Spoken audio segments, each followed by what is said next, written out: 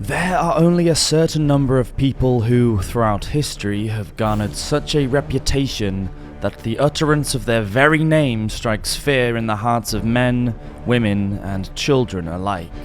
And the topic of our first video on this channel is certainly one of them. Although he was once known as Edward Teach, the world knows him colloquially as Blackbeard the Pirate, the most notorious seafaring villain ever to set sail. His legacy is even larger than his life. His name and his face are associated with almost anything and everything pirate related, and he has been the subject of films, games, books, and television shows alike. Yet, despite the fact that he's one of history's most famous faces, how much does the average person know about Blackbeard? Certainly, we know what he was famous for, but what about the finer details? Who was this man before he became such a feared pirate? And what did he do in his seafaring career to warrant such a notorious reputation? Today we will be talking you through the life of Blackbeard the Pirate, from his early years in the late 1600s as a child growing up in southern England, to his piratical activities in the Caribbean in the 1700s, right up until his bloody death in 1718. We're about to explore the little-known facts and specifics surrounding the life of this legendary pirate, delving into the truths and myths that led to him becoming known as the most feared pirate of all time.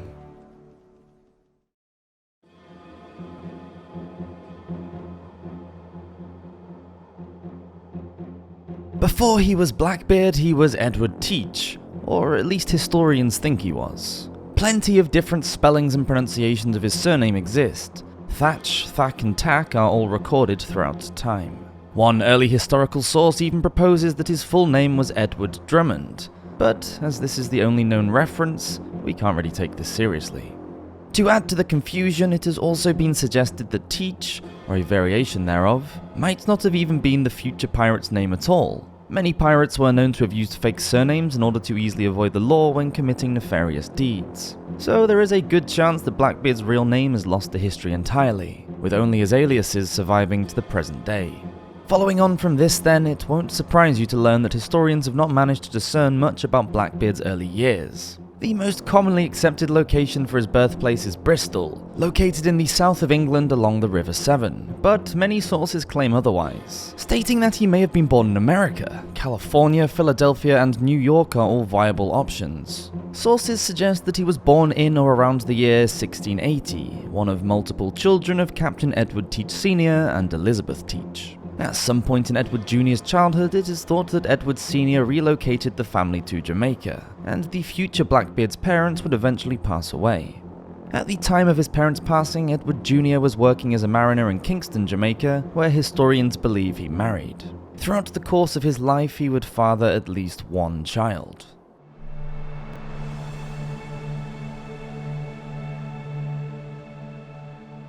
Edward would become familiar with the sea from a relatively young age. As a young man, he eventually joined up as a privateer, or colloquially a legalized pirate, in Queen Anne's War, which was waged across North America between roughly 1701 to 1713. This early taste of the pirate's life would have seen a young Edward sailing an armed ship with a view to robbing opposing merchant ships to halt the trade of goods and the passing of information. Fighting on behalf of the British government, Edward's main targets would have been Spanish ships sailing around the American coast of the Atlantic Ocean, plundering goods on the ships to be sent back to Britain and its colonies. This would have assisted the young Blackbeard in making a name for himself across the areas in which he would come to terrorize, honing his skills and gaining notoriety as the years passed. However, Edward wanted more. After the war, he relocated from Jamaica to the island of New Providence in the West Indies, a hub established by pirate and fellow ex-privateer Henry Jennings. This was a place where a pirate could easily hide from the law. Many residents of the island were temporary, and it was a place where a pirate, or aspiring pirate, could come to live in relative peace. On one of his trips to New Providence around the year of 1716, Edward crossed paths with renowned pirate captain Benjamin Hornigold, a fellow Englishman who operated around Edward's localities, New Providence and the surrounding isles. Seizing the opportunity, Edward joined up with Benjamin Hornigold's crew, and this is where our story officially begins.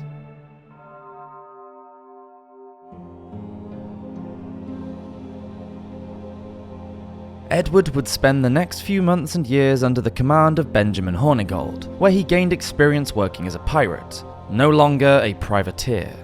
Many of his crewmates had followed the same path, and Edward was both keen to prove himself and quick to rise through the ranks. One of the first major ventures Edward and Benjamin took together happened shortly after a great hurricane in 1715, which ran 11 Spanish treasure ships aground off the coast of Florida.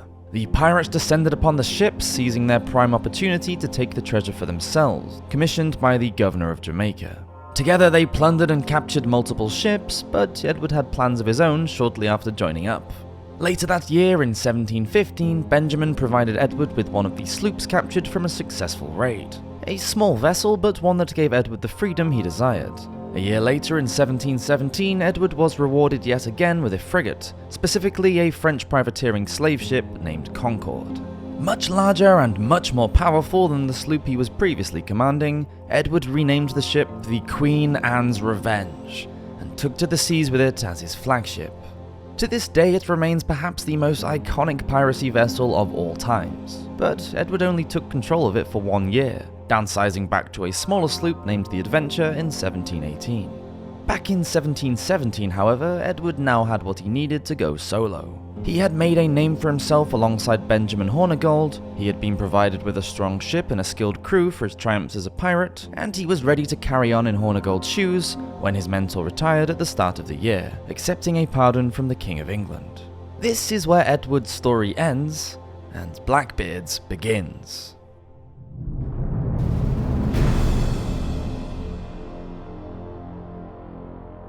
Blackbeard didn't just garner his fearsome reputation from his practical behavior. He was a highly intelligent man who knew how to strike fear into the hearts of his foes without even having to display any violence. First of all, he was physically intimidating. Reportedly a tall and strong man, his most striking feature was his namesake, his gigantic black beard which tapered down from his face to his waist, often depicted snaking off into thick tendrils like the tentacles of a giant squid. Atop his head was an iconic tri-corner hat, underneath which sat lock after lock of tapering black hair. Some reports even claim that Blackbeard would ignite fuses, which were then hung from his hat and in his hair, which smoked and crackled to the left and right of his head in order to give him a devilish, intimidating appearance. To top it off, he would wear his iconic long coat with guns, knives, swords, and daggers belted to his outfit. Fear was indeed his primary weapon, and it didn't even end with his physical appearance. His ship was also a force to be reckoned with. The Queen Anne's Revenge was over 30 meters in length, and was kitted out with between 30 and 40 cannons, each of which had the capacity to launch a massive cannonball at an enemy ship. These cannons were almost 1.5 meters long and weighed almost 150 kilograms each. Among the Queen Anne's Revenge arsenal, excavations of the found wreckage have included iron bolts and basic grenades, which could have caused significant damage to man and ship alike. The frigate could support a crew of up to 300 men, with Blackbeard at the wheel commanding his ship with tenacity and fury as he prowled the West Indies in search of his fortune. What might have been most startling for the merchant ships in the West Atlantic about to be boarded by Blackbeard was the flag of the Queen Anne's Revenge. Raised high above the mast ahead of attacks, Blackbeard's flag was the image of death itself. Decked out in shades of black, white, and red, accounts claim different things as to what exactly was shown on the flag, but almost all of them are macabre. Some depict a skull, some depict the classic skull and crossbones, one even shows a devil-like character piercing a bleeding heart with a pointed spear, although this is now thought to be a myth. Seeing black flags appear on the oceanic horizon could only have meant one thing, and to encounter Blackbeard in any capacity was likely a terrifying occurrence. Over the course of the next 2 years, Blackbeard pushed his fearsome reputation into the beyond. It is, however, difficult to discern fact from fiction when discussing Blackbeard's crimes, and just how terrifying he really was. Tales tell of his short temper and cruelty to captured sailors, but how much of this is true? In an interview with Walter magazine, North Carolina historian Kevin Duffus attempted to debunk several Blackbeard-related myths which come across as surprising when given the pirate's reputation. Although Blackbeard was often described to be the most dangerous pirate ever, there is no known evidence that Blackbeard ever harmed anyone directly himself until the night he died, which we will discuss in detail soon.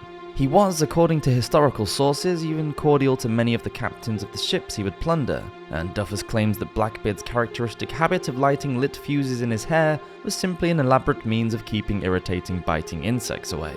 There is also no evidence to support the claims that he harmed women, and some reports even claim that Blackbeard himself was not much of a fighter.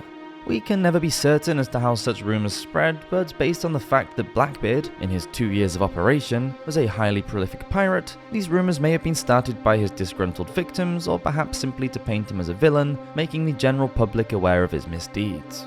As these stories spread, it's likely that people contorted and twisted the story to spread rumours. It's in human nature to crave a good story, and perhaps Blackbeard himself was a victim of that. Having said that, he was indeed responsible for some rather impressive accomplishments throughout his piratical career.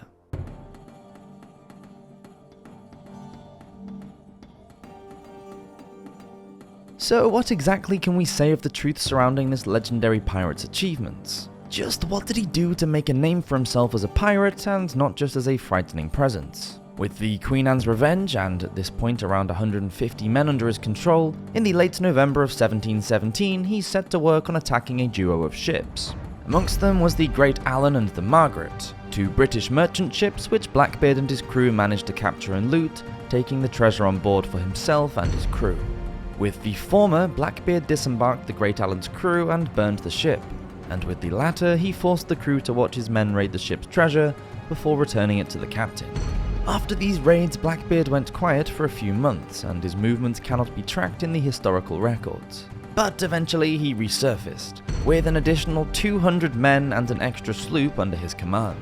With his new crew, he set to work on raiding some French merchant vessels near to St. Christopher Island in the West Indies. Which brings us to around March 1718. While sailing just east of Belize, a Jamaican logwood cutting sloop named Adventure caught Blackbeard's eye as it headed for a nearby harbour. Adventure's captain, David Heriot, was beckoned to speak with Blackbeard, who surprisingly invited him to join his crew with his ship. Heriot accepted, Adventure was brought under Blackbeard's command, and Israel Hands, Blackbeard's second-in-command, was made captain. Another ship and 4 sloops later, Blackbeard and his crew had formed a strong flotilla of boats, which they proceeded north, attacking and sinking several boats in their path. It is here that we examine Blackbeard's greatest achievement in his career of piracy: the blockade of Charlestown. After awarding himself the naval rank of Commodore, Blackbeard set out in May of 1718 to complete his biggest raid yet. At the very pinnacle of his power and with a sizable crew behind him, he sailed to Charlestown, at the time a port that would one day become Charleston, the largest city in South Carolina. Setting up his ships to blockade the port, Blackbeard made it impossible for any ship to come or go from the location. The blockade took place over the course of 6 days, where Blackbeard and his crew managed to raid a total of 9 boats attempting to sail through the blockade. Blackbeard even took the passengers aboard one ship called the Crowley prisoner, locking them below deck for several hours whilst his men questioned them on the location of medical supplies travelling from South Carolina to London. Blackbeard threatened to kill the crew there should none of them reveal the medicine's location, which they gave up almost instantly. With these supplies secured, Blackbeard removed the blockade, a richer man who was now better equipped to take care of his crew.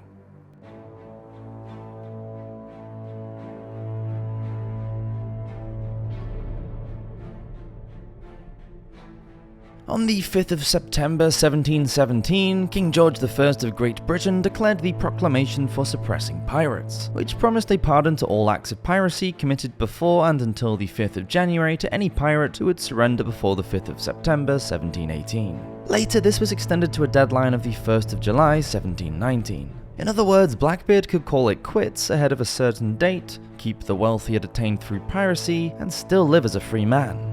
Theoretically, this meant that Blackbeard could have been hanged for the raids at Charlestown, which happened in the May of 1718. But since lenience was common, he heavily considered it. So much so, in fact, that he decided to see what would happen if he sent one of his men, Stede Bonnet, to go and test the water for him. Stede sailed out to the nearby Bath town, surrendered to the local governor, and sure enough, was cleared of his crimes. Stede then intended to tip off authorities to the whereabouts of the Queen Anne's Revenge in order to collect himself a bounty.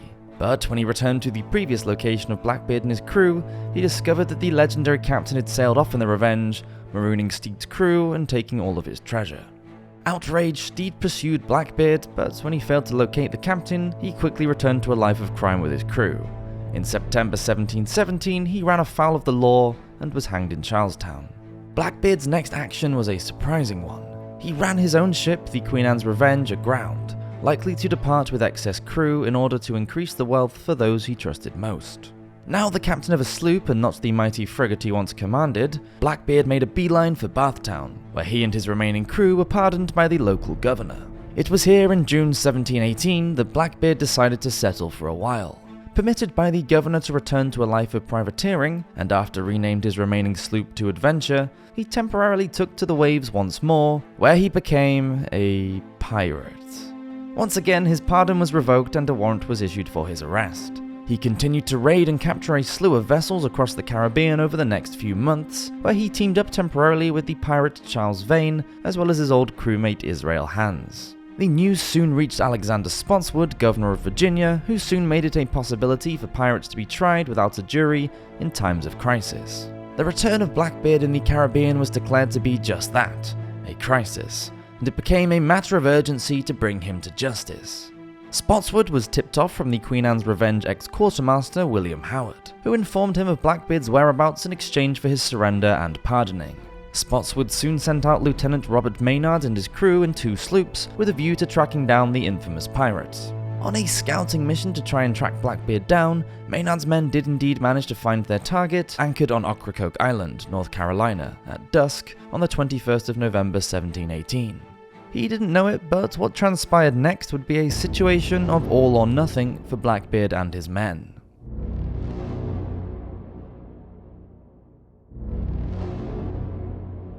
As Maynard laid eyes on the pirates, he planned his attack. Unfamiliar with the waters surrounding Ocracoke Island, he waited them out until the dawn of the following day, and decided that the best way to go about the attack would be to stop any ships from entering the inlet between the island and the mainland, to get a clearer sight on his target. Maynard's 2 sloops were positioned in such a way that Blackbeard and his men could not weigh anchor with a view to leaving the inlet, and the lieutenant placed scouts on each vessel. 25 men were reported to be aboard Blackbeard's ship, a theoretically easy target for Maynard. Still, at this point, the pirate had no idea the lieutenant was even planning on taking him down, let alone the fact that he was right on his doorstep as he drank and celebrated with his crew on Ocracoke Island. This was Maynard's perfect chance. He had to strike before Blackbeard realized he was there. Maynard began by sending a small vessel out into the inlet to get an idea of the depth of the surrounding water, judging whether or not it was safe to sail through. Blackbeard's men spotted the boat and immediately opened fire, noting that the governor had sent men to bring them down. The anchor cable was cut and the sails were raised. Blackbeard joined his men and took to the inlet to fight. As the ships engaged fire and Maynard lost a third of his entire force in one shot from Blackbeard's enormous broadside cannons, that was 1 sloop out of the way. Maynard meanwhile commandeered the remaining sloop, which was soon boarded by Blackbeard and his men. A flurry of grappling hooks and the bang of several grenades were shot onto Maynard's vessel, and the pirates leapt into action, shooting at Maynard's men with tenacity and aggression. Unknowingly, Blackbeard had led himself into a trap. Maynard's men were waiting for him below the deck and sprang up as soon as they heard gunfire above. Rooted and cornered, Blackbeard had no option but to desperately hold his ground alongside his remaining men, now heavily outnumbered. A frantic fight then took place, with the deck reportedly being drenched in the blood of men from both sides. At one point, Blackbeard and Maynard even exchanged direct fire between one another, but this was the beginning of the end. Maynard managed to land a direct hit on Blackbeard, now wounded, who discarded his gun and drew his sword. Maynard followed suit, and Blackbeard actually managed to break Maynard's cutlass entirely, but the lieutenant's men caught wind of what was happening and came to his rescue. While several men held the pirates at bay, the rest cornered Blackbeard, still locked in combat with Maynard. As Blackbeard raised his cutlass ready to cut Maynard down, one of the lieutenant's men landed a swift cut to the pirate captain's neck, saving Maynard and disarming the pirate. With that, Maynard's men closed in, and Blackbeard was killed in a vicious flurry of blades. Whilst Maynard lost 8 men, Blackbeard lost 12, and the rest quickly surrendered to the lieutenant and his forces as the pirate captain's head was cut from his body and hung from the front of Maynard's sloop. Whilst the head was taken back to the entrance of Chesapeake Bay to be placed on a pike, giving a warning to any would-be pirates, the body was sunken in the Caribbean waves, never to be seen again.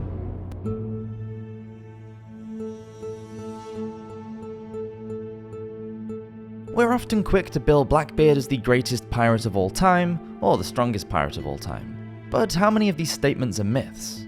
Blackbeard ultimately, whilst likely the most famed pirate ever, was not the most prolific or successful, but his name has gone down in history the world over in all sorts of forms. In fact, the only treasure ever discovered, which can be attributed to Blackbeard and his men, is the range of objects on board the Queen Anne's Revenge when it was run aground, which can now be seen in person at the North Carolina's Maritime Museum. Still, Blackbeard takes his place in popular culture and legend alike of the face of piracy, the physical embodiment of the activity itself. Head to Charleston today, and it won't be long until you see the infamous pirate captain's name somewhere, be it Blackbeard's Cove or Charleston Pirate Tours. He's even more popular in the wider pirate media, loved and revered by the world.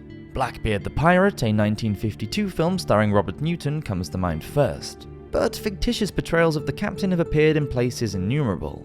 He appeared in Pirates of the Caribbean on Stranger Tides, played by Ian McShane, and numerous references are made to him in the 2013 video game Assassin's Creed Black Flag. Walk down the pier of any seaside town the world over, and you've got a good chance of spotting a character akin to his likeness, even. His presence or likeness is, in fact, utterly symbiotic with the word pirate.